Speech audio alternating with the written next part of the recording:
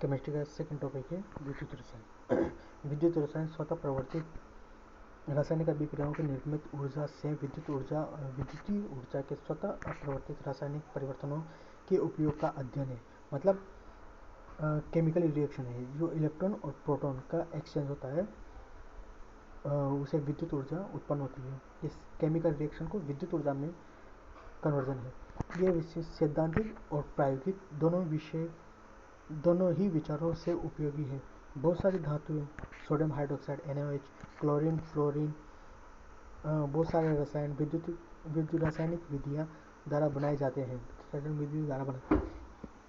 ये अलग अलग जो आयन्स होते हैं उनकी अलग अलग प्रॉपर्टी होती है।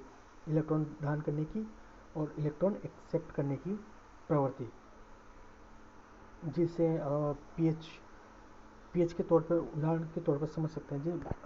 बैटरियाँ, ईंधन सेल रासायनिक ऊर्जा को विद्युत ऊर्जा में परिवर्तित करती है।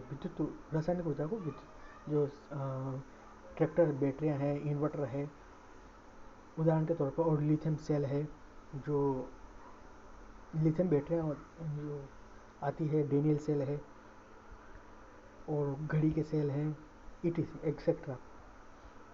विभिन्न उपकरणों एवं युक्तियों में व्यापक रूप से उपयोग में लाए जाते हैं। विद्युत रासायनिक अभिक्रियाएं ऊर्जा प्रगुणन एवं अल्प प्रदूषक होती है। इनमें प्रदूषण नहीं होता है, इनको रिसाइकल किया जा सकता है, इनके आयनों। कैडमियम और मरकरी में थोड़ा सा प्रदूषण ज़्यादा होता है। विद्युत रसायन का अध्ययन कई तकनीकों का आविष्कार है जो पर्यावरण के लिए सुरक्षित हो और महत्वपूर्ण है। संवेदी संकेतों के कोशिका से मस्तिष्क विपरीत दिशा संचलन में कोशिकाओं के मध्य संचार के आधार विद्युत रसायन ही है। सही बात है। शारीरिक में जो आयनों का एक्सचेंज है, उन्हीं से इम्पल्स उत्पन्न होती है, जो मस्तिष्क से ब्लड में संचरण में और मसल्स को एक्सट्रैक्शन और रिलैक्सेशन प्रोवाइड करवाती है। कैल्शियम, सोडियम, मैग्नीशियम, ये सब के मसल्स को रिलैक्स करना है और तन्यता बढ़ानी है। ये सब मस्तिष्क से ही इम्पल्स जनरेट होती है आयनों के थ्रू। विद्युत रसायन एक अति प्रवृत्तीय अंतर विषय है। इसमें केवल प्रारंभिक पहलुओं पर विचार करेंगे। डेनियल सेल की संरचना कार्यविधि के बारे में चित्र में समझ सकते हैं। ये जिंक इलेक्ट्रोड है। नीचे सॉल्यूशन है ZnSO4 का।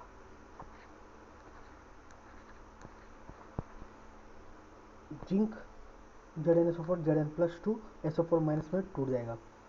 ये जिंक इलेक्ट्रोड है, ये भी Zn+ में टूटेगी तो इलेक्ट्रॉन ग्रहण करेगी, इसलिए हाईली इलेक्ट्रॉन इस पर अवस्थित होंगे। इसी प्रकार कॉपर भी पॉजिटिव आयन होंगे इस पर, जो कि विद्युत धारा का प्रवाह करेंगे। नेगेटिव आयन पॉजिटिव की तरफ भागेंगे। और ये लवण सेतु क्या करेगा?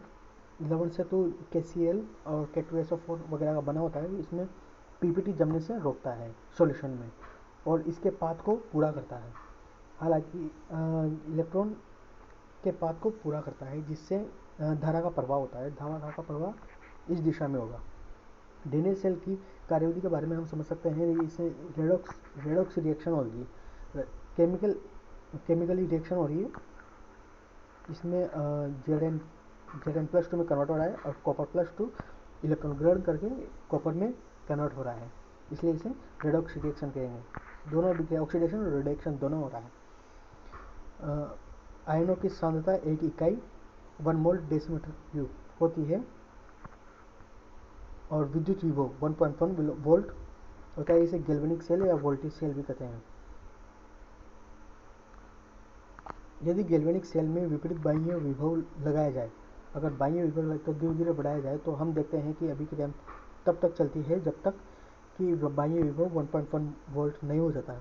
अभिक्रिया तब तक चलेगी जब तक 1.1 वोल्ट नहीं हो जाता। क्यों? प्रासरण दाब की वजह से। प्रासरण दाब की वजह से, ठीक है, प्रासरण दाब भी होता है और बाह्य विभव के बराबर जैसे मल्टीमीटर यूज़ करते हैं सेल को विभव नापने के लिए, वोल्टेज नापने के लिए। अगर उसके बराबर हो जाए इसका वोल्टेज तो जीरो बताएगा वोल्टेज, अभिक्रिया पूर्णतः रुक जाती है। इस विभव के विभव धारा विभव बाह्य विभव के अतिरिक्त वृद्धि अभिक्रिया को पुनः विपरीत दिशा में विपरीत दिशा में प्रारंभ कर देती है। स्वाभाविक सी बात है, विद्युत अपघटनीय सेल के समान कार्य करती है तथा परिवर्तित विद्युत ऊर्जा के उपयोग प्रारंभ करने की युक्ति है। इस विभव में बहुत महत्वपूर्ण होता है, कुछ विशेषताएं अध्ययन पृष्ठों में करेंगे। देखिए यही हो रहा है, ZnSO4 कॉपर सल्फेट, ये जिंक, ये एनोड कहलाएगी नेगेटिव, जब वोल्टेज बाह्य वोल्टेज 1.1 वोल्ट से कम रखा जाता है। ये बाद में जोड़ा गया है, पहले अभिक्रिया नेचुरल अगर रूम टेम्परेचर पर रखा जाए तो 1.1 वोल्ट ये प्रोड्यूस करेगी ये रिएक्शंस। जब बाहरी वोल्ट 1.1 वोल्ट से कम रखा जाता है तो ये अभिक्रिया चलती रहेगी इसी प्रोसेस में। अगर 1.4 वोल्ट रखा है तो इसका धारा जीरो, मतलब कि इलेक्ट्रॉन का प्रवाह शून्य हो गया। अगर वोल्टेज को अगर 1.1 से ज़्यादा रखें तो अभिक्रिया उल्टी हो जाएगी साहब, अभिक्रिया उल्टी हो जाएगी, विपरीत दिशा में प्रवाहित होने लगी। अब है गैल्वेनिक सेल। गैल्वेनिक सेल एक विद्युत रासायनिक सेल है। गैल्वेनिक सेल वो विद्युत रासायनिक सेल है जो स्वतः रेडॉक्स अभिक्रिया ऑक्सीडेशन रिडक्शन दोनों होगा। रासायनिक ऊर्जा को विद्युत ऊर्जा में रूपांतरित करता है, केमिकल एनर्जी को इलेक्ट्रिक एनर्जी में कन्वर्ट कर देगा। यह रेडॉक्स अभिक्रिया के विद्युत रूपांतरित होती है, जिसे मोटर या अन्य विद्युत हीटर, पंखों, गीजर वगैरह में यूज किया जाता है। हाई वोल्टेज वो 230 वोल्ट काम आते हैं। डेनियल सेल, बाकी इन्वर्टर में 12 वोल्ट को 220 वोल्ट में भी कन्वर्ट किया जाता है, उसी के हिसाब से लिखा गया है हीटर, पंखा, गीजर वगैरह। डेनियल सेल पहले भी किया जा चुका है। ऐसी ही सेल है जिसमें रेडॉक्स अभिक्रिया होती है। रेडॉक्स अभिक्रिया ऑक्सीडेशन रिडक्शन दोनों हो रहा है, जिंक का तो ऑक्सीडेशन हो रहा है और कॉपर का रिडक्शन हो रहा है। अब चयन अभिक्रिया और ऑक्सीडेशन और रिडक्शन दोनों अभिक्रिया, ये अभिक्रिया डेनियल सेल के दो विभिन्न भागों में होती है। अपचयन अर्ध अभिक्रिया कॉपर इलेक्ट्रोड पर होती है, आधी अभिक्रिया कॉपर पर होती है, आधी अभिक्रिया जिंक पर होती है। अर्ध सेल, अगर इसी को सिर्फ इसको एक को लिखा जाए तो उसे अर्ध सेल या अर्ध सेल लिखा जाएगा। इलेक्ट्रॉन अपचयन अर्ध सेल में, इलेक्ट्रॉन में ऑक्सीडेशन अर्ध सेल भी कहा जाता है। विभिन्न अर्ध सेलों के डेनियल सेल जैसी असंख्य गैल्वेनिक सेलों की रचना कर सकते हैं। धातु इलेक्ट्रोड में विद्युत अपघटन डूबा रहता है, दोनों अर्ध से जो सॉल्यूशन में डूबा रहता है, ये दोनों अर्ध सेल के वोल्टमीटर या एक स्विच के माध्यम से धातु तारों दोनों अर्ध सेलों के लवण सेतु से जुड़े रहते हैं। लवण सेतु किस काम आता है? इलेक्ट्रिक पाथ को पूरा करता है और पीपीटी को जमने नहीं देता है। इलेक्ट्रोड और विद्युत अपघटन निमंजित रहते हैं और इसके लवण सेतु की आवश्यकता नहीं होती है। प्रत्येक इलेक्ट्रोड विद्युत अपघट्य अंतरापृष्ठ पर धात्विक आयनों की प्रवृत्ति विलयन से निकलकर धात्विक इलेक्ट्रोड पर जमा हो जाते हैं। विलयन से निकलकर धात्विक पर जमा हो जाते हैं, जिससे यह धनावेशित हो सके। उसी समय इलेक्ट्रोड पर धातु परमाणुओं के विलयनों के आयनों के रूप में जाने एवं इलेक्ट्रोड और इलेक्ट्रॉन छोड़ने की प्रवृत्ति होती है, इसे ऋणावेशित हो सके। साम्यावस्था पर आवेशों का पृथक्करण हो जाता है और विपरीत अभिक्रियाओं की प्रकृति के अनुसार इलेक्ट्रोड विलयन के सापेक्ष धनात्मक और ऋणात्मक आवेशित हो जाती है। इलेक्ट्रोड विद्युत अपघट्य विभवांतर उत्पन्न हो जाता है, इसे इलेक्ट्रोड विभव कहते हैं। ठीक है, ये तो प्रक्रिया चल रही है, विद्युत अपघट्य प्रक्रिया ही चल रही है इसमें। जब अर्ध सेल अभिक्रिया में प्रयुक्त सभी स्पीशीज की क्षमता केवल एक इकाई होती है तो इलेक्ट्रोड विभव मानक इलेक्ट्रोड विभव कहलाता है। अर्थात इसका एक पार्ट है वो अर्ध सेल अभिक्रिया कहलाता है। आईपीसी के नियमानुसार मानक अपचयन विभव में जब मानक इलेक्ट्रोड विभव कहा जाता है। गैल्वेनिक सेल अर्ध सेल ऑक्सीडेशन, जहाँ ऑक्सीडेशन होगा, जैसे जिंक का ऑक्सीडेशन हो रहा है तो उसे एनोड कहलाता है। उस पर नेगेटिव आयन बनेंगे, जो नेगेटिव आयन पॉजिटिव की तरफ भागेंगे, अर्थात इसकी विपरीत दिशा को धारा प्रवाह की दिशा कहते हैं। जब विलयन के सापेक्ष इसका विभव ऋणात्मक होता है, दूसरी से अर्ध सेल अभिक्रिया पर दूसरी बार क्या होगा, अपचयन होगा, वो भी सी बात है, उसे कैथोड कहलाती है। इस विभव विलयन के सापेक्ष धनात्मक होता है और इलेक्ट्रोड इस प्रकार दोनों इलेक्ट्रोडों के मध्य विभवांतर को फिर चालू करने पर इलेक्ट्रॉन ऋणात्मक इलेक्ट्रॉन के धनात्मक की तरह प्रवाहित होंगे। विद्युत धारा का प्रवाह दिशा कहलाती है। गैल्वेनिक सेल के दोनों इलेक्ट्रोडों के बीच विभव के अंतर को सेल विभव कहा जाता है। दोनों सेल को आधा आधा अगर अर्ध सेल करके उनका विभव निकाला जाए तो उनके अंतर को सेल विभवांतर कहलाएगा। इसे वोल्ट से नापते हैं। सेल विभव कैथोड और एनोड के इलेक्ट्रॉन विभव, अपचयन विभव, ऑक्सीडेशन और रिडक्शन के अंतर होता है। सेल विभव विद्युत बल ईएमएफ कहा जाता है, इलेक्ट्रोमैग्नेटिक फील्ड ईएमएफ कहा जाता है। इस सेल विभव में कोई धारा प्रवाहित नहीं रहती है। यह स्वीकृत परिपाटी है आईयूपीएसी के द्वारा। गैल्वेनिक सेल को लिखते समय एनोड को बाएं और कैथोड को दाएं ओर, इस तरह से। और गैल्वेनिक सेल को लिखते समय साधारणतः धातु के विद्युत अपघट्य के मध्य ऊर्ध्वाधर रखा खींचकर एवं दो विद्युत अपघट्यों को, यदि वह लवण सेतु द्वारा जुड़े हुए हैं तो उनके मध्य ऊर्ध्वाधर खींचकर लिखा जाता है, इस तरह से। और धनात्मक है और दाएं ओर सेलों को घटाकर लिखा जाता है। मीन्स ई दायां और ई बायां, दायां माइनस बायां। दायां कौन सा है, ये वाला हिस्सा दायां, ये वाला बायां।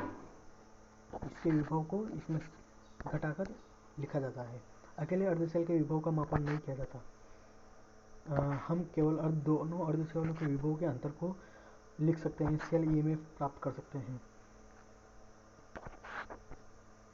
इलेक्ट्रोड अर्धसेल चयनित सापेक्ष अर्धसेल का विभव किया जाता है। परिपाटी के हाइड्रोजन इलेक्ट्रोड नामक अर्धसेल को प्लेटिनम और हाइड्रोजन द्वारा निरूपित किया जाता है। विभव के शून्य निर्दिष्ट किया जाता है। मानक हाइड्रोजन इलेक्ट्रोड प्लेटिनम ब्लैक से लेपित प्लेटिनम इलेक्ट्रोड, जो मानक आइडियल कंडीशन मानी जाती है, वो प्लेटिनम विभव प्लेटिनम के द्वारा नापी जाती है, उसे मानक माना गया है। हाइड्रोजन से बूंद बूंद की जाती है और अपचयित और ऑक्सीकृत दोनों अवस्था में सांद्रता मानक इकाइयों के स्थिर रखी जाती है। जब प्लेटिनम जो शेल है उसमें हाइड्रोजन को प्रवाहित किया जाता है, H+ इसका ऑक्सीडेशन हो रहा है, तब उसका मानक उसके द्वारा जोड़कर किसी भी अर्धसेल की इलेक्ट्रॉन विभव को ज्ञात किया जा सकता है। सांद्रता को मोलरता में रखा जाता है, 1m रखा जाता है। हाइड्रोजन इलेक्ट्रोड को एनोड, जो हाइड्रोजन इलेक्ट्रोड है इसको एनोड तथा दूसरी सेल को कैथोड के स्थान देकर बनाई गई सेल का हाइड्रोजन इलेक्ट्रोड दूसरी अर्धसेल लिखा जाता है। तो 298 केल्विन ईएमएफ दूसरी सेल का अपचयन इसका तो ऑक्सीडेशन होगा, हाइड्रोजन यहाँ से इंटर होगी, हाइड्रोजन गैस जाएगी, H+ में टूटेगी, 1m सॉल्यूशन है, 1 मोलर H+ टूटेगी, तो और जो अर्धसेल दूसरा अर्धसेल है जो कॉपर है उसका अपचयन होगा, कॉपर प्लस टू इलेक्ट्रॉन का कॉपर बनेगा। इससे कॉपर का शेल विभव फाइंड आउट किया जाएगा और यह अभिक्रिया प्लेटिनम के ताड़पत्र पर की जाएगी। प्लेटिनम इसी तरह से H2 को H+ में कन्वर्ट, जिंक का भी शेल विभव फाइंड आउट किया जा सकता है। कॉपर का 0.76 आया और जिंक का भी इसी तरह से ज्ञात किया। प्रथम स्थिति में माना कि इलेक्ट्रॉन विभव में धनात्मक मान कॉपर के ऑक्सीडेशन, कोई भी अभिक्रिया में एनोड तब बनता है, एनोड तब आएगा जब ऑक्सीडेशन होगा, ना कि एनोड से ऑक्सीडेशन आ रहा है, ऑक्सीडेशन से एनोड बन रहा है। सेल की अभिक्रिया में उपरोक्त अच्छा, इसको माने कि इलेक्ट्रोड प्लेटिनम हाइड्रोजन इलेक्ट्रोड से दोनों को अलग अलग अभिक्रिया करवाई जाती है तब भी यही आता है, और इन दोनों का सेल बनाया जाए तब भी 1.110 वोल्ट ही आएगा। मानव इलेक्ट्रॉन विभव बहुत महत्वपूर्ण है, इसे महत्वपूर्ण सूचना प्राप्त कर सकते हैं, महत्वपूर्ण सूचनाएं प्राप्त कर सकते हैं। कुछ चयनित सेल अपचयन अभिक्रियाओं के लिए मानक इलेक्ट्रोड विभव सारणी 2.1 में इलेक्ट्रॉन के मानक इलेक्ट्रोड विभव 0 से अधिक है। अपचयित एवं हाइड्रोजन गैस के अधिक स्थायी होती है। अपचयित अवस्था हाइड्रोजन गैस से अधिक स्थायी होती है। इसी प्रकार से यदि मानक इलेक्ट्रोड ऋणात्मक होता है तो हाइड्रोजन गैस उस स्पीशीज की अपचयित अवस्था से अधिक स्थायी होती है। अगर ऋणात्मक होती है तब यह देखा जा सकता है कि सारणी में फ्लोरीन का मानक इलेक्ट्रोड विभव उच्चतम होता है। क्यों? यह इंगित करता है कि फ्लोरीन F2 अपचयित होकर F- में कन्वर्ट हो जाती है। एक इलेक्ट्रॉन और ग्रहण करती है। क्यों? क्योंकि फ्लोरीन की इलेक्ट्रॉन नेगेटिविटी बहुत ज़्यादा होती है। फ्लोरीन गैस के प्रबलतम ऑक्सीकारक है, जो दूसरे का ऑक्सीकारक मतलब दूसरे का ऑक्सीकरण और खुद का रिडक्शन करती है। रिडक्शन मतलब एक और इलेक्ट्रॉन ग्रहण करने की प्रवृत्ति, इलेक्ट्रॉन नेगेटिविटी का कारण। फ्लोराइड आयन दुर्बलतम अपचायक है। बात तो ये है, घुमा फिरा के लिथियम का इलेक्ट्रॉन विभव न्यूनतम होता है। यह इंगित करता है कि लिथियम आयन दुर्बलतम ऑक्सीकारक है। लिथियम धातु जलीय विलयनों में प्रबलतम अपचयन करता है। यह देखा जा सकता है कि 2.1 में नीचे की ओर विभव कम पहुंचता है। अभिक्रिया में बाई से स्पीशीज में ऑक्सीकारक की क्षमता। खैर अभी अपन आगे सारणी में देखेंगे कि कौन ऑक्सीकारक अधिक प्रवृत्ति रखता है। लिथियम आयन सबसे अच्छा इलेक्ट्रॉन के लिए ऑक्सीडेशन रिडक्शन के लिए सबसे अच्छा माना जाता है, इसलिए वो अपन सारणी में देखेंगे आगे। पीएच वैल्यू ज्ञात करने के गुणनफल पर सारणी व्यवस्था में उष्मा गति की अनुपमा की जाती है। देखो इस सारणी में दिया हुआ है प्रबलतम ऑक्सीकारक मतलब दूसरे का ऑक्सीडेशन, खुद का अपचयन। इलेक्ट्रॉन ग्रहण करने की क्षमता बढ़ती जाएगी और इलेक्ट्रॉन दान करने की क्षमता बढ़ती जाएगी। इसलिए लिथियम का सबसे ज़्यादा डिमांड होती है। इसलिए इसकी इस लिथियम खानों की सबसे ज़्यादा तलाश में रहते हैं सब। पूर्व खंड में हमने देखा नियरेस्ट इक्वेशन, देखा कि इलेक्ट्रॉन के समस्त स्पीशीज को मोलर सांद्रता एक इकाई माना है, 1m मोलर सांद्रता मानी है। तो आवश्यक नहीं कि हमेशा सत्य है। इलेक्ट्रोड फाइंड आउट करेंगे। m प्लस को इसका अपचयन होकर m में कन्वर्ट हो रहा है। Nearest equation E m plus से m कन्वर्ट हो रहा है, तो इलेक्ट्रॉन m प्लस से इसका विभव minus RT upon NF ln m solid upon m plus aqueous solution.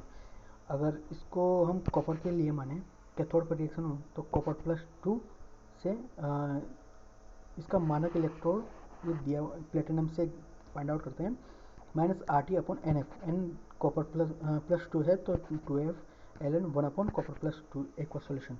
और इसी तरह से जिंक के लिए होगा। और सेल विभव क्या होता है? दोनों का अंतर। सेल विभव होता है दोनों का अंतर। तो इनको इक्वेशन को सोल्व आउट करेंगे तो ये ई सेल यहाँ पर एक नहीं आएगा, यहाँ सेल आएगा। इलेक्ट्रॉन सेल दोनों का अंतर minus RT upon 2F ln zinc plus 2 upon copper plus 2।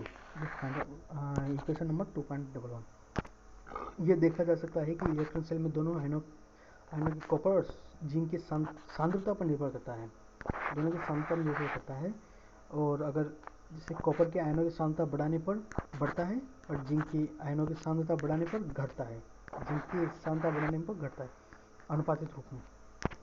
इस समीकरण को हम आगे तापमान 298 केल्विन और R का मान रखने पर और ln को लॉग में कन्वर्ट करने पर जो इक्वेशन आगे सोल्व आउट करेंगे तो फाइनल इक्वेशन 2.12 ये है फाइंड आउट होगी। डेनियल सेल के अगर परिपथ को बंद कर दिया जाए, अगर इस परिपथ को बंद कर दिया जाए तो जैसे जैसे समय गुजरता जाएगा इसकी आयनों की संख्या बढ़ती जाएगी और कॉपर के आयनों की सांद्रता घटती जाएगी।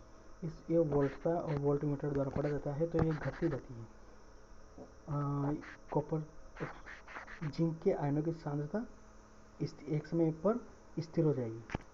जब रिएक्शन साम्य अवस्था में आ जाएगी तब ईसीएल विभव 0 के बराबर होगा। ईसीएल बराबर 0, तब इनकी इस साम्य स्थिरांक में आ जाएंगे। कैसे द्वारा डिनोट किया जाएगा? ईसीएल बराबर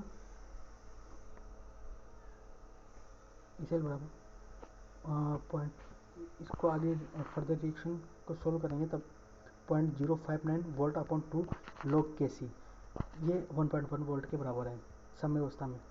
अग्र अभिक्रिया पश्च अभिक्रिया के बराबर है, परंतु लगता है कि वो स्थिर है, पर रिएक्शन चल रही है वो 1.1 वोल्ट तो बताएगा। तब साम्य स्थिरांक 298 केल्विन पर कितना आया? 2 × 10⁻37। ई सेल विद्युतीय सेल अभिक्रिया की गिब्स ऊर्जा 1 सेकंड में किया गया विद्युत कार्य कुल प्रवाहित आवेश एवं विद्युत विभव के गुणनफल के बराबर है। यह हम गैल्वेनिक सेल में अधिकतम कार्य लेना चाहते हैं। अगर हम लेना चाह रहे हैं अधिकतम कार्य, तो आवेश का प्रवाह उत्क्रमणित करना होगा, उत्क्रमणीय अभिक्रिया लानी होगी। तभी तो हम लवण उसमें लवणीय K2SO4 और KCl मिलाते हैं, ताकि परिपात अधिक से अधिक हो सके, उत्क्रमणीय हो सके, स्थिर अवस्था भले ही आ जाए। गैल्वेनिक सेल के द्वारा किया गया उत्क्रमणीय कार्य गिब्स ऊर्जा की कमी के बराबर होता है यदि सेल EMF, ई प्रवाहित आवेश और NF अभिक्रिया की गिब्स ऊर्जा माइनस NF ई फाइंड आउट होगा। F का वैल्यू फिक्स होती है, N आयन होते हैं, इलेक्ट्रॉन, ई सेल का विभव है, विभव नहीं, हाँ इलेक्ट्रॉन, विद्युत, सेल का विद्युत है। स्वतंत्र प्रचालन और डेल्टा जी मात्रात्मक ऊष्मागतिकी गुणधर्म n बराबर आयनों की संख्या -2। डेल्टा जी जितना नेगेटिव होगा उतनी अग्रिभिक्रिया होगी। डेल्टा जी ऊष्मागतिकी में delta G equal to H minus T delta S। इसकी मात्रा जितनी ज़्यादा होगी उतनी ही अग्र अभिक्रिया चलेगी। S अव्यवस्था है, एंट्रोपी, H एंथैल्पी है, ठीक है। जितनी नेगेटिव होगी उतनी अग्र अभिक्रिया चलेगी। डेल्टा जी कॉपर +2, यहाँ पर 2 मोल तो कॉपर और कॉपर +2 आयन, तो 4 हो गए हैं, n की वैल्यू 4 होगी। विद्युत अपघटनीय अभिक्रिया की चालकत्व, विद्युत अपघटनीय विलयनों में चालकत्व पर विचार करते हैं। कुछ पदों में चालकत्व जो होता है वो 1/r प्रतिरोध का बिल्कुल अपोजिट होता है, व्युत्क्रमानुपात देता है। और प्रतिरोध क्या होता है? R = ρl/a। जितना ज़्यादा वायर का एरिया होगा, मतलब जितना ज़्यादा मोटा होगा उतना ही ज़्यादा प्रतिरोध होगा, और जितनी ज़्यादा लंबाई होगी उतनी बिल्कुल व्युत्क्रमानुपात है, सॉरी, आर ए की वैल्यू जितनी ज़्यादा होगी आर की वैल्यू उतनी ही कम होगी, लंबाई जितनी ज़्यादा होगी प्रतिरोध उतना ही ज़्यादा होगा। और घनत्व, रो क्या है? घनत्व जितना ज़्यादा होगा प्रतिरोध भी उतना ही ज़्यादा होगा,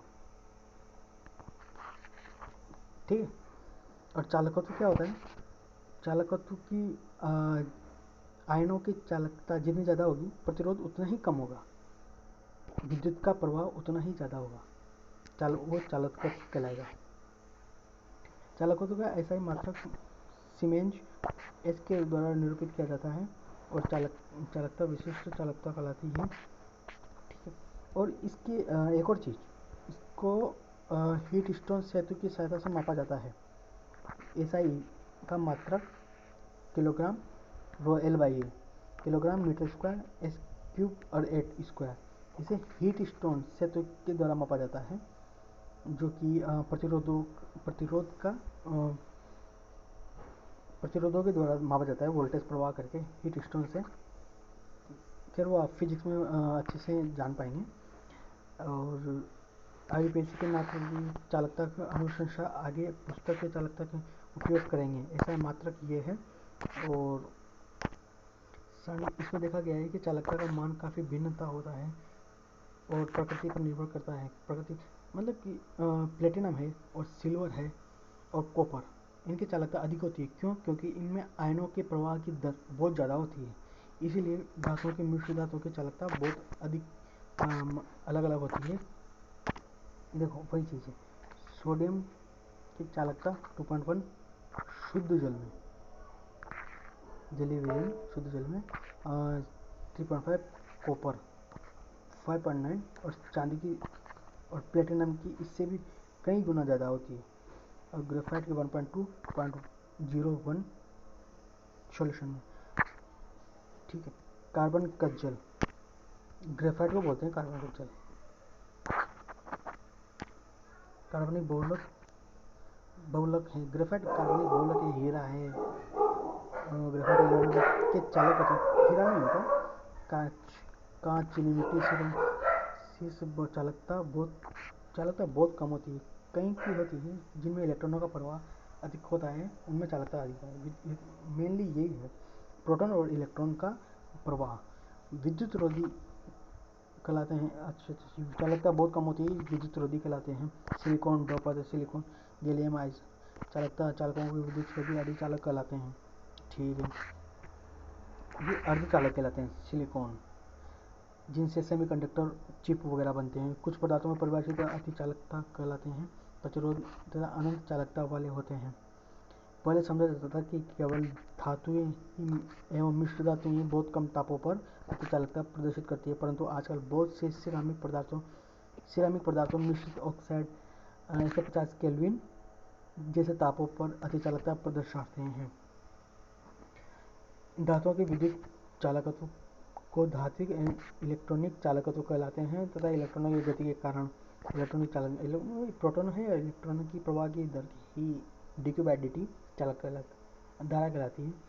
धातुओं की प्रकृति पर निर्भर करता है, परमाणु के संयोजी इलेक्ट्रॉनों की संख्या पर डिपेंड करता है, कितना आयनिक है, और ताप पर प्रवाहित ताप बढ़ाने पर कम हो जाती है। यह ताप बढ़ाने पर कम होती है, बहुत खास बात है, ताप बढ़ाने पर कम हो जाती है। इलेक्ट्रॉन एक सिरे, क्यों ताप बढ़ाने पर कम क्यों होती है? ताप बढ़ाने पर आयनिकता, चलो मैं इसको बाद में आएगी ये चीज़ डिटेल से समझें। इलेक्ट्रॉन एक सिरे से प्रवेश करते हैं तो दूसरे सिरे पर निकल जाते हैं, इसलिए धातु चालकता संगठित अपरिवर्तित रहती है। अर्धचालकों की क्रियाविधि अधिक जटिल होती है। अर्धचालकों की चालक क्रियाविधि बहुत अधिक जटिल होती है, जो सेमीकंडक्टर, पी नोड, के नोड, एन नोड वगैरह काफ़ी जटिल है उनकी प्रकृति, वो फिजिक्स में अच्छे से समझ में आएगी। अत्यधिक शुद्ध जल में थोड़ी मात्रा में हाइड्रोक्सिल आयन होते हैं, 10⁻⁷ पार्ट्स पर मिलियन में फाइंड आउट करते हैं। अवश्य होते हैं क्योंकि बनाए H+OH- हैं तो होता ही होता है। अधिक चालक, इसकी अल्प चालकता 3.5 10⁻⁻m प्रदान करते हैं। विद्युत अपघटन में विलयन में प्रदान करते हैं, इससे चालकता बढ़ जाती है। विलयन के आयनों के कारण विद्युत चालकता को विद्युत अपघटनीय आयनिक चालकत्व कहते हैं। मिलाए गए विद्युत अपघटन की प्रकृति पर डिपेंड करता है, उत्पन्न आयनों की एवं उनकी विलायक योजन पर डिपेंड करता है। विलायक की प्रकृति पर, ना कि विलायक की प्रकृति और इसकी शांतता पर डिपेंड करता है, और विलयन अपघट्य की सांद्रता पर, और ताप पर डिपेंड करता है। लंबे समय पर आयनिक विलयन की दृष्ट धारा प्रवाहित करने पर विद्युत रासायनिक अभिक्रिया के कारण इस संगठन में परिवर्तित होती है। हम जानते हैं कि व्हीटस्टोन ब्रिज के द्वारा अज्ञात प्रतिरोध का सही से मापन किया जा सकता है, किंतु आयनिक विलयन के प्रतिरोध मापन में हम दोनों का सामना करना पड़ता है। प्रथम दृष्ट धारा डीसी डायरेक्ट करंट, जिनमें फ्लक्चुएशन नहीं होता है, मतलब फ्रीक्वेंसी एक ही फ्लो में बहती है, प्रवाहित करने पर विलयन का संगठ्य बदल जाता है। डीसी प्रवाहित करने पर संगठ्य बदल जाता है। दूसरा यह कि विलयन के धात्विक ताप यानी ठोस चालकता की तरह ब्रिज से जोड़ा नहीं जा सकता। सही बात है। पहली समस्या समाधान प्रतिवर्ती धारा एसी का प्रयोग करके हल किया जा सकता है, परंतु डीसी में नहीं किया जा सकता। दूसरी समस्या, विशेष प्रकार की डिजाइन के पात्र का उपयोग करके हल किया जा सकता है। विशेष प्रकार से चालकता सेल कहते हैं, इस पात्र को चालकता सेल कहते हैं। चालकता सेल कई डिजाइनों पर उपलब्ध है। सेल डिजाइन 2.4 जो दिए हुए हैं, मूलतः इसे प्लेटिनम ब्लैक से विलेपित सूक्ष्म धात्विक प्लेटिनम विद्युत इलेक्ट्रोडों को निक्षेपित किया जाता है। 2 इलेक्ट्रोड होते हैं, दोनों प्लेटिनम के होते हैं। अनुप्रस्थ काट में ए और एल दूरी को और एल अनुप्रस्थ काट पर क्षेत्रफल का कॉलम होता है। इस कॉलम का प्रतिरोध निम्नलिखित समीकरण द्वारा R = rho L by A 1/K घनत्व L by A को सेल स्थिरांक के नाम से जाता है, जिसे प्रतीक G के द्वारा व्यक्त किया जाता है। इलेक्ट्रोड के बीच की दूरी, दोनों इलेक्ट्रोडों के बीच की दूरी अनुप्रस्थ काट क्षेत्रफल पर निर्भर करती है। सही बात है। एवं बीमा लंबाई इन्वर्स होती है। सही। इसे L तथा A का माप ज्ञात होने से दोनों का माप ज्ञात करने से परिकलित किया जा सकता है। L एवं A के माप न सिर्फ असुविधाजनक है बल्कि इस अविश्वसनीय भी होता है। सेल स्थिरांक साधारणतः पहले ज्ञात चालकता वाले विलयन को चालकता सेल में से लेकर उसके प्रतिरोध माप को ज्ञात किया जा सकता है। केसीएल के विलयन को द्वारा भी फाइंड आउट किया। एक बार सेल स्थिरांक मान ज्ञात हो जाने के बाद विलयन में प्रतिरोध और चालकता मापने में कर सकते हैं। प्रतिरोध मापन 2.5 चित्र में इसमें R1 R2 R3 R4, इसमें R1/R2 R3/R4, इससे R2 का मान ज्ञात कर सकते हैं। और आजकल सस्ते चालक मीटर उपलब्ध है, जिसे चालकता सेल और विलयन की चालकता प्रतिरोध सीधे पढ़ा जा सकता है। एक बार सेल उपस्थित विलयन में सेल स्थिरांक प्रतिरोध ज्ञात होने पर विलयन की चालकता निम्नलिखित रूप से दर्शाई जा सकती है। एक विलयन में और समान ताप पर विभिन्न विद्युत अपघटनों में विलयनों में चालकता का अंतर विघटन के फलस्वरूप बनने वाले आयतनों के आवेश और अमाप तथा उनके सांद्रता विभव प्रवणता के अंतर्गत आयन के संचलन के सुविधा की भिन्नता के कारण होता है। अतः अधिक अर्थपूर्ण राशि की आवश्यकता कहा जा सकता है कि लैम्ब्डा एम K/C है मोलरता। इसी प्रकार लैम्ब्डा एम बराबर K/C है मोलरता। लीटर में कन्वर्ट करने के लिए अपॉन 1000 फाइंड आउट। सांद्रता के साथ साथ चालकता और मोलर चालकता में परिवर्तन। विद्युत अपघट्यों की सांद्रता में परिवर्तन के साथ साथ चालकता और मोलर चालकता दोनों में परिवर्तन होता है। ठीक है। दुर्बल और प्रबल दोनों प्रकार के अपघट्यों की सांद्रता घटाने पर दुर्बल और प्रबल दोनों अपघट्यों की सांद्रता घटाने पर चालकता हमेशा घटती है। ठीक है। व्यवस्था की जा सकती है तनुकरण सांद्रता घटाने पर तनुकरण इसके आयतन और विद्युत धारा के आयनों की संख्या पर घट जाती है। ठीक है। यही तो सांद्रता पर विलयन चालकता उस विलयन की इकाई आयतन के चालकत्व होता है, जिसे परस्पर दूरी इकाई दूरी अगर रखी जाए तो अनुप्रस्थ काट क्षेत्रफल को 2 प्लेटिनम इलेक्ट्रोडों के मध्य रखा जाएगा। तब इसका form G = K A/L। A/L क्षेत्रफल और लंबाई है।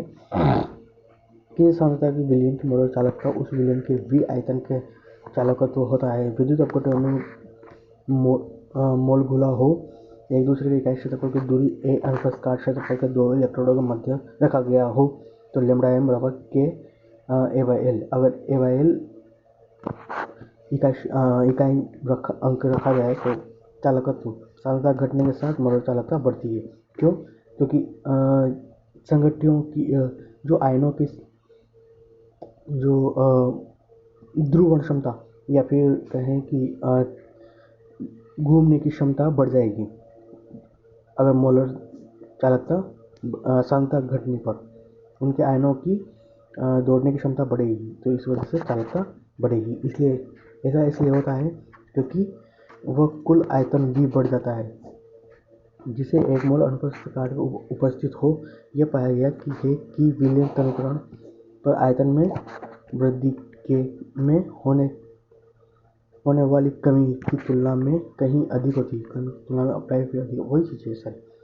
भौतिक रूप से इसका अर्थ है कि सांद्रता पर लैम्ब्डा एम को इस प्रकार परिभाषित किया गया है कि विद्युत अपघट्य के उस विलयन के उस आयतन का चालकत्व है जिसे चालकता सेल के परस्पर इकाई दूरी के इलेक्ट्रोडों के मध्य रखा गया है, ठीक है, जिसका अनुप्रस्थ काट क्षेत्रफल इतना बड़ा है कि विलयन के उस पर्याप्त आयतन को समायोजित कर उसकी विद्युत अपघट्य जो एक मोल घुला है उस सांद्रता के शून्य तक पहुंचाने लगती है, ठीक है।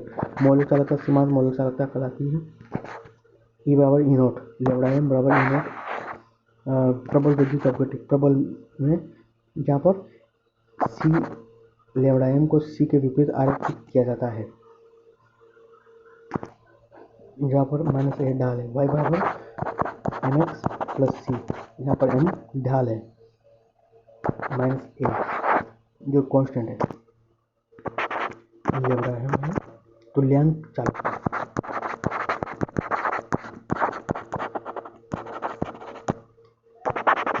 वन एम पर तुल्यांक चालकता और के है विशिष्ट चालकता। इनका फॉर्मूला क्या होता है? लैम्ब्डा एम इक्वल टू के 1000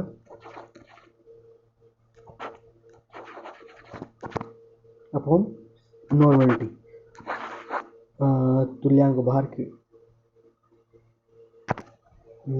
सी, इसकी सी प्रवणता है, सी टू पावर 1/2। सॉरी, सी और लैम्ब्डा एम में जो ग्राफ है उसकी प्रवणता है ए ढाल। तो लैंगिक चालकता लैम्ब्डा एम कैसीएल और lambda M NaCl equal to KBr और एनएबीआर, इसे फाइंड आउट कर सकते हैं, ठीक है। उपरोक्त परीक्षणों के आधार पर आयनों के स्वतंत्र अभिगमन पर का कोलर हाउस नियम दिया। कोलर हाउस नियम जब स्वतंत्र अभिगमन पर कोलर हाउस के इस नियम के अनुसार विद्युत अपघट्यों की सीमांत मोलर चालकता 1 मोल पर उसकी चालकता उसके धनायन और ऋणायन के अलग अलग योगदान के योग के निरूपित होती है। सही बात है। लैम्ब्डा एम नॉर्मलता तुल्यांकी भार, जैसे कि H2SO4 है तो 2H प्लस आयनों पर डिपेंड करती है उसकी चालकता, और लैम्ब्डा नॉट Na और Cl माइनस सोडियम क्लोराइड की चालकता की सोडियम क्लोराइड की सीमांत मोलर चालकता के द्वारा निरूपित की जाती है। लैम्ब्डा एम NaCl, सही बात है, तुल्यांक चालकता और उसकी नॉर्मलता पर प्रभावित करती है। दुर्बल विद्युत अपघट्यों एसिटिक एसिड और जैसे दुर्बल विद्युत अपघट्यों एसिटिक अम्ल जैसे दुर्बल विद्युत अपघट्य उच्च सांद्रता पर अल्प विद्युत होते हैं। उच्च सांद्रता अधिक होगी तो चालकता कम होगी। अक्सर ऐसे विद्युत अपघट्य की लैम्ब्डा एम में तनुता के साथ परिवर्तन वियोजन में वृद्धि के कारण होता है, ठीक है। तनुता प्रभावित करती है। परिणामस्वरूप एक मोल विद्युत अपघट्यों वाले विलयन के कुल आयनों की संख्या बढ़ती है। सही बात है, आयतन बढ़ेगा तो आयनों की संख्या, कुल आयतन में आयनों की संख्या बढ़ती है। अल्प सांद्रता के समीप तनुकरण लैम्ब्डा एम तेजी से बढ़ता है, चालकता बढ़ेगी, तुल्यांक की चालकता बढ़ेगी। लैम्ब्डा एम सांद्रता बहिर्वहन के द्वारा प्राप्त नहीं किया जा सकता है। अनंत तनुता पर C बराबर 0 विद्युत अपघट्य पूर्णतः वियोजित हो जाता है, इसलिए चालकता इसकी कम हो जाती है, तो वास्तविकता में नहीं मापा जा सकता। विद्युत अपघट्यों के लैम्ब्डा कोलारहाउस के आयनों, कोलारहाउस का नियम क्या था? दोनों का सोडियम क्लोराइड है तो सोडियम का अलग और क्लोराइड का तुल्यांकी चालकता अलग, उनके अंतर को दर्शाता है। स्वतंत्रता अभिकर्मण के नियम का उपयोग कर प्राप्त किया जा सकता है। इसी सांद्रता पर वियोजन की अल्फा इसकी कोटि है, जो कि सांद्रता सी पर मोलर चालकता लैम्डा है, सीमांत मोलर चालकता लैम्डा है, उनके सन्निकट माना जाता है। इस प्रकार अल्फा एम अपन एसिटिक एम जैसे द्रव्य के लिए जब रिएक्शन होती है तो उसके कोटि रिएक्शन में उनकी सांद्रताओं के विघटन को दर्शाती है। C alpha square upon 1 minus alpha square. Kohlrausch का नियम का अनुप्रयोग। विद्युत अपघटनीय सेल और विद्युत अपघटन आखिर होता क्या है?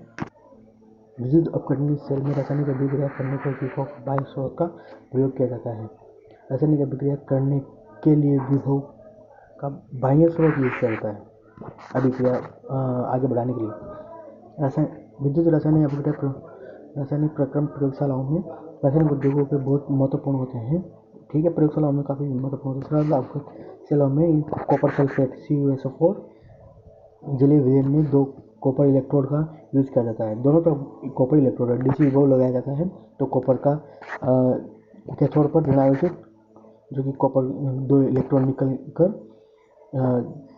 अपचयित हो जाता है कॉपर, और ऋणावेश पर विस्तृत विभिन्न अभिक्रिया घटित होती है। कॉपर धातु कैथोड के निक्षेपित होकर एनोड पर कॉपर आयनों का अभिक्रिया पर कॉपर का ऑक्सीडेशन हो रहा है और रिडक्शन हो रहा है। दोनों तरफ कॉपर इलेक्ट्रोड है, 2 आयनों का यूज हो रहा है तो कॉपर इलेक्ट्रोड के एनोड के विलीन ऑक्सीकृत हो जाता है एवं निक्षेपित अपचयित हो जाते हैं। औद्योगिक प्रक्रम के आधार पर अशुद्ध कॉपर को उच्च शुद्धता के कॉपर में बदला जाता है। अशुद्ध कॉपर को एनोड बनाया जाता है। एनोड पर ऑक्सीडेशन हो रहा है, इलेक्ट्रॉन निकले जा रहे हैं। धारा प्रवाहित करने पर विलीन होता है। शुद्ध कॉपर कैथोड पर निक्षेपित होता है। बहुत सी धातुओं आदि इन रासायनिक अपचायक उपलब्ध नहीं होता है। अपचायक मतलब दूसरे का अपचयन, खुद का ऑक्सीडेशन मतलब खुद से इलेक्ट्रॉन निकले जा रहे हैं। परंतु इस तरह पर धन आयनों के विद्युत रासायनिक अपचयन द्वारा उत्पादित की जाती है।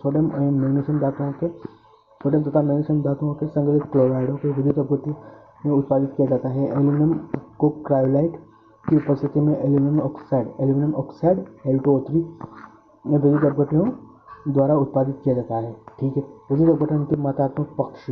माइकल फैराडे का प्रथम वैज्ञानिक थे जिन्होंने विद्युत अपघटन मात्रात्मक पक्षों का वर्णन किया। ठीक है, मात्रात्मक पक्षों का वर्णन किया है।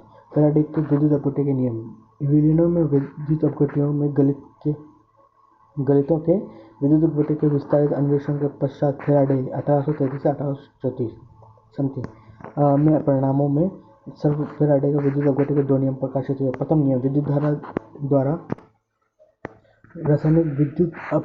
रासायनिक विघटन की मात्रा धारा की मात्रा के समानुपाती होती है। विघटन की मात्रा धारा की मात्रा के समानुपाती होती है। ये था फलन नियम। दूसरा नियम, विभिन्न अपघटनों विलीनों के विद्युत रासायनिक समान मात्रा प्रवाहित होती है। प्रवाहित करने पर मुक्त विभिन्न पदार्थों की मात्रा रासायनिक तुल्यांक द्रव्यमान परमाणु द्रव्यमान अपन धनायन के अपचयित इलेक्ट्रॉनों की संख्या के कुल मिलाकर वही है dQ/dt। आवेश के प्रवाह की दर ये स्टोइकोमेट्रिक कोएफिशिएंट पर निर्भर करती है। अगर यहाँ 2 है तो 2 प्रोटॉन उत्सर्जित करेगा तो dQ/dt धारा के प्रवाहित करने की दर। Q को कूलम्ब, I को एम्पियर और समय सेकंड। न्यूटन के आवेश 1.6 × 10⁻⁻19 कूलम्ब के बराबर होता है। एक मोल इलेक्ट्रॉनों पर आवेश कितना होगा? एक मोल इलेक्ट्रॉनों पर आवेश एक इलेक्ट्रॉन का आवेश कितना है तो एक मोल में इतने एटम्स होते हैं 6.02 × 10⁻23 इंटू आवेश, तो कूलम्ब पर मोल। विद्युत की इस मात्रा को फैराडे कहते हैं। ये फैराडे का नियम है। इस प्रतीक को F से निरूपित किया जाता है। सन्निकट में 1F = 96,500 कूलम्ब पर मोल के बराबर होता है। 1 फैराडे बराबर Mg+12 stoichiometric coefficient 2 electron Mg अपचयन होगा Al+3 जब चयन होगा, इसी स्पष्ट होता है कि Al+3 के लिए क्रमशः 2 मोल और एल्यूमिनियम के लिए 3 मोल 3 फेराडे आवश्यक है। विद्युत अपघटित सेल में प्रवाहित विद्युत धारा एम्पियर प्रति सेकंड के गुणनफल के बराबर होती है। तो dQ/dt I = dQ/dt। विभव उत्पादन में 50,000 एम्पियर तक की उच्च धारा प्रयोग में लाई जा सकती है, जो कि 0.2518 फेराडे के प्रति सेकंड के बराबर होती है। विद्युत अपघट्य के उत्पाद। विद्युत अपघट्य के उत्पाद अपघटित होने वाले पदार्थों की अवस्था प्रयुक्त इलेक्ट्रोड के प्रकार पर निर्भर करती है। इलेक्ट्रोड किस तरह की है? यदि इलेक्ट्रोड अक्रिय मतलब प्लेटिनम और गोल्ड की है तो अभिक्रिया में हिस्सा नहीं लेती है। यह केवल इलेक्ट्रॉनों के स्रोत और सिंक का कार्य करती है। दूसरी ओर इलेक्ट्रोड अभिक्रियाशील हो तो अभिक्रिया में भाग लेती है। तो नीचे जैसे कॉपर है, कॉपर में अभिक्रियाशील होगा तो नीचे पीपीटी बनाएगा कॉपर की, जो कि कभी कभार देखते हैं कि बैटरियों में नीचे ग्रीन कलर की कोटिंग होती है, वो कॉपर की ही होती है। इलेक्ट्रोड अभिक्रिया में हिस्सा लेते हैं। इस प्रकार अभिक्रिया में अक्रिय इलेक्ट्रोड मतलब प्लेटिनम एंड गोल्ड विद्युत अपघट्य में उत्पाद में अलग अलग हो सकते हैं। ठीक है, सब अलग अलग अभिक्रियाओं पर निर्भर करते हैं। विद्युत अपघट्य में विद्युत अपघटन शेल की उपस्थिति ऑक्सीकारक और अपचायक उनके मानक इलेक्ट्रोड विभवों पर निर्भर करते हैं। ठीक है, उनके मानक इलेक्ट्रोड विभव मतलब प्लेटिनम की क्षमता और गोल्ड की क्षमताओं पर निर्भर करते हैं। इसके अतिरिक्त विद्युत रासायनिक अभिक्रिया में यदि संभव है तो गतिकीय रूप से इनमें धीमे होते हैं, निम्न विभव घटित होते हैं। निम्न भी होता है, अधिक भी होता है, प्रतिरोध नहीं होते हैं। परिस्थितियों में अतिरिक्त विभव अधिविभव कहते हैं। इन प्रकरणों में कठिन बना देता है। उदाहरणार्थ NaCl का प्रयोग करके विद्युत अपघटन में सोडियम और क्लोरीन गैस होंगे। हमारे पास केवल धनायन सोडियम प्लस जो कैथोड पर अपचयित होते हैं। तो कैथोड और एनोड एक ऋणायन क्लोरीन पर एनोड पर ऑक्सीकृत होकर Cl2 बनाएगी, जिससे जलीय विलयन में विद्युत अपघटन NaOH और Cl2H2 उत्पाद बनते हैं। ठीक है, Na+ और Cl- अतिरिक्त हाइड्रोजन और हाइड्रोक्साइड आयन विलायक अणु H2O भी उपस्थित होते हैं। यहाँ पर एक बात ध्यान देने लायक है, ऑक्सीडेशन की वजह से एनोड और कैथोड बनते हैं, ना कि एनोड और कैथोड की वजह से ऑक्सीडेशन रिडक्शन होता है। कैथोड पर निम्नलिखित अभिक्रियाओं का अपचयन के लिए प्रतिस्पर्धा होती है। सोडियम 12 1 इलेक्ट्रॉन, इसका विभव है 2.1। ये मानक इलेक्ट्रॉन मानक प्लेटिनम द्वारा फाइंड आउट है।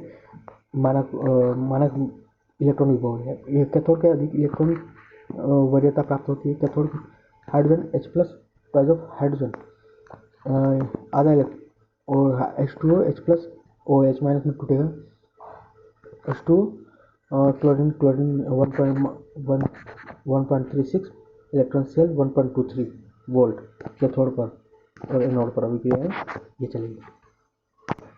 ऑक्सीडेशन की वजह से एनोड कहते हैं और रिडक्शन की वजह से कैथोड कहते हैं, ऋणात्मक धनात्मक। अब देखेंगे बैटरी कितने प्रकार की होती है।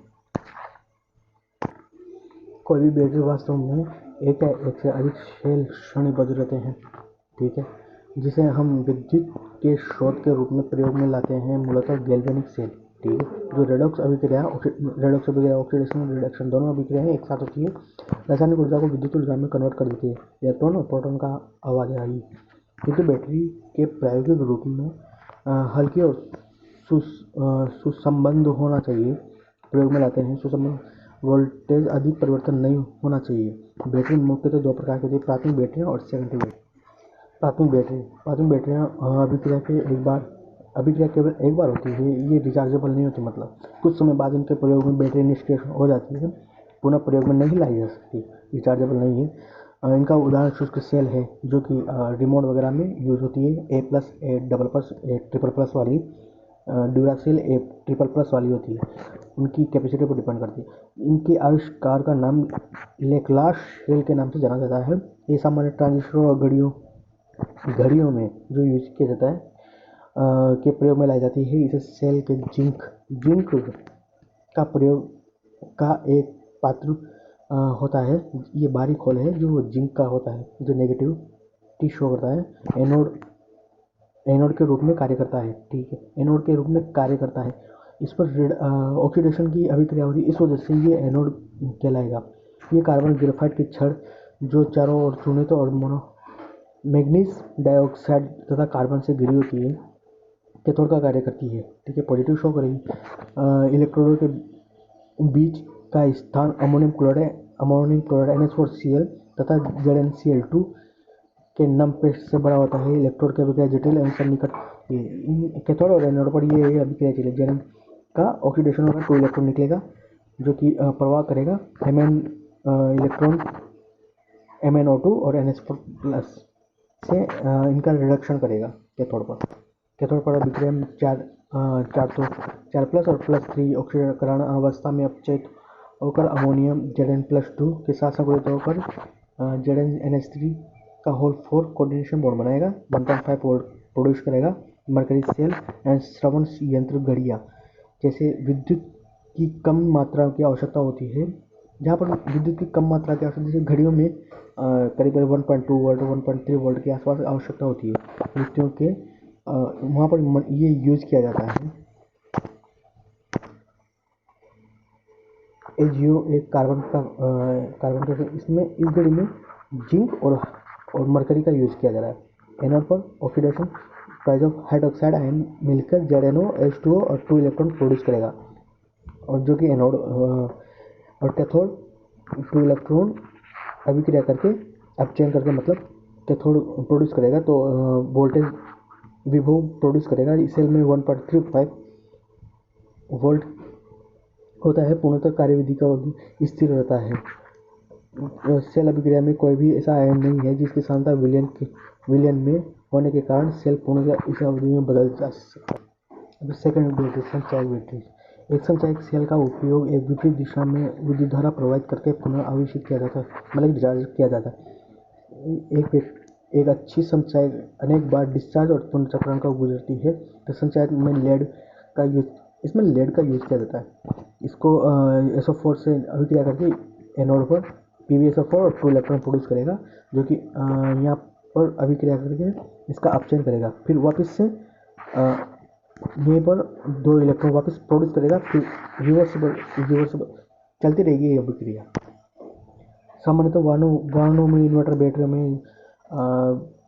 बैटरियों में और घरों में जो होते हैं, और मोबाइल के बैटरियों में, लिथियम आयन बैटरियों में भी प्रक्रिया वही है। Cathode lead dioxide PbO2 grid की होती है। 38% H2SO4 तो विलयन में विद्युत आपूर्ति में कार्य करते हैं, जो बैटरी का उपयोग में होती है। ठीक है, इस PbSO4 इन दोनों अभिक्रियाओं को रेडॉक्स रिएक्शन चल रही है। बैटरी में आवेशित करने पर अभिक्रिया उत्क्रमित हो जाती है। एनोड और कैथोड पर Pb का लेड PbSO वही सब चीज़ें जो अभी बताई मैंने। और कैडमियम और निकल, ये दूसरी महत्वपूर्ण संचायक सेल बैटरी है, जो कैडमियम और निकल, जिसका कार्य लेड संचायक बैटरी से अधिक है। जिसका कार्य अवधि, लेकिन इसमें खराब होने की क्षमता बहुत कम होती है। इसको हम ज़्यादा 3 से 4 साल चला सकते हैं, पर इसको 3 से 4 साल से अधिक चला सकते हैं। इस सेल की क्रियाविधि के चार्ज और डिस्चार्ज की प्रक्रिया इलेक्ट्रोड अभिक्रियाओं के वर्णन नहीं करेंगे। डिस्चार्ज अभिक्रिया चलेगी। ऑक्सीडेशन रिडक्शन, निकल और कैडमियम प्लेट, एक धनात्मक प्लेट, पृथककारी प्लेट और ऋणात्मक प्लेट। यहाँ पर समझने के हिसाब से 3 प्लेटें दी हुई है। बाकी जब प्रैक्टिकली देखते हैं तो ये काफ़ी कॉम्प्लिकेटेड होती है। 3 लेयर इनकी क्षमता बढ़ाने की लिए कॉम्प्लिकेटेड बनाया जाता है। इसके बाद है ईंधन सेल। उसमें संयंत्रों में विद्युत उत्पादन बहुत अधिक उपयोगी विधि है। इस प्रदूषण का एक बड़ा स्रोत है, वहाँ पर प्रदूषण बहुत ज़्यादा होता है, तो ये वाली बैटरी अधिक उपयोगी होती है संयंत्रों में। जीवाश्म ईंधनों, कोयला, गैस, तेल, प्रोपेन, ब्यूटेन वगैरह रासायनिक ऊर्जा को दहन करके उपयोग में उच्च दाब पर वाष्प में बदलने और टरबाइन के चलाकर विद्युत उत्पादन की जाती है। ठीक है, आप सब जानते हो। गैल्वेनिक सेल का रासायनिक ऊर्जा को केमिकल एनर्जी को विद्युत ऊर्जा में कन्वर्ट किया जा सकता है। दक्षता भी अधिक होती है, रिवर्सिबल प्रोसेस होता है, और समय भी अवधि बहुत ज़्यादा होती है समय। ऐसे सेलों का निर्माण संभव है जैसे अभिक्रमों को लगातार इलेक्ट्रोड पर उपलब्ध कराया जाता है। विद्युत ऊर्जा को ईंधन सेल कहा जाता है। सबसे अधिक सफल सेल हाइड्रोजन और ऑक्सीजन वाला है।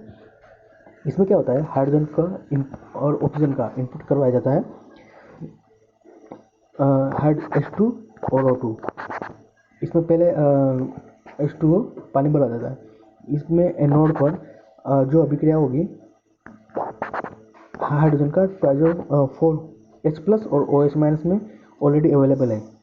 प्राथमिक तौर पर हाइड्रोजन के साथ जब रिएक्शन होगी तो 4H+ 4 मोल हाइड्रोजन के H2O के और 4 इलेक्ट्रॉन यहाँ से निकलकर कैथोड प्लेट पर जाएंगे, जो कि O2, जहाँ पर O2 मिल रही है, और H2O से अभिक्रिया करके 4 इलेक्ट्रॉन से 4OH- वापस से बनवाएगा, जो कि वापस रिवर्सिबल प्रोसेस है।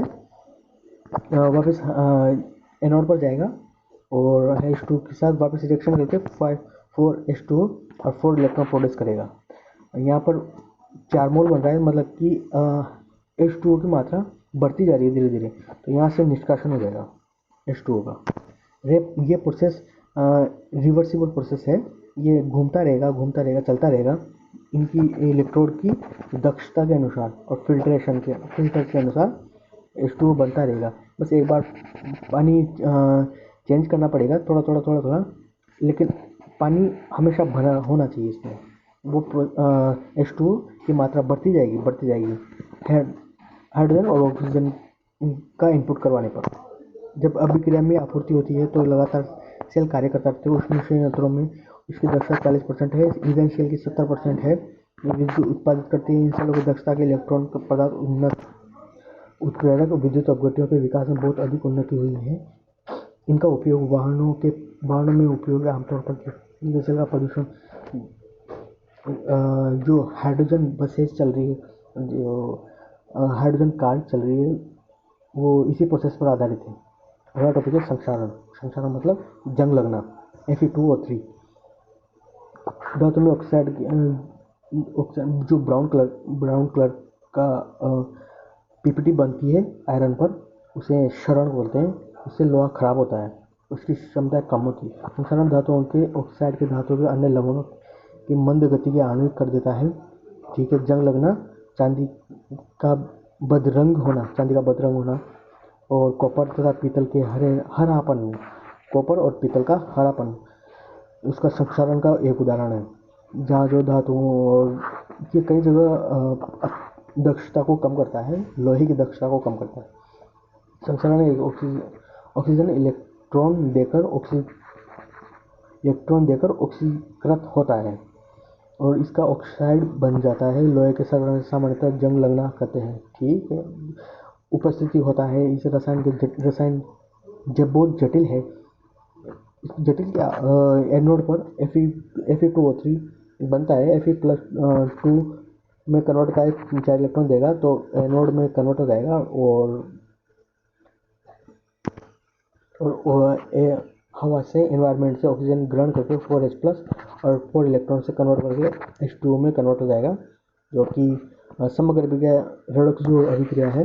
Fe जो है आयरन है, शुद्ध आयरन Fe ऑक्सीजन और हाइड्रोजन के साथ कन्वर्ट होकर Fe+2 में कन्वर्ट हो जाएगा और हाइड्रोजन जल निकलेगा। ये अभिक्रिया करके Fe2O3 में कन्वर्ट हो जाएगा, जो कि Fe2O3 और H2O में कन्वर्ट हो जाएगा, जो कि ब्राउन कलर का जंग लगा लोहा कहलाता है। देखो यहाँ भी यही दिख रहा है, Fe+2 में कन्वर्ट हो रहा है 2 इलेक्ट्रॉन और अपचयन, ऑक्सीजन का अपचयन होकर जल बना रहा है। रेडॉक्स अभिक्रिया वो चल रही है। ठीक, ये अभिक्रियाएं जिंक और लेड के साथ भी होती है, मैग्नीशियम जिंक के साथ होती है। इससे आयरन टूटने की क्षमता अधिक बन जाती है। पुलों के टूटने और महत्वपूर्ण निष्क्रिय होने और सरल विधि है। धातु का वायुमंडल के संपर्क में आने पर इनकी दक्षता कम हो जाती है। ठीक।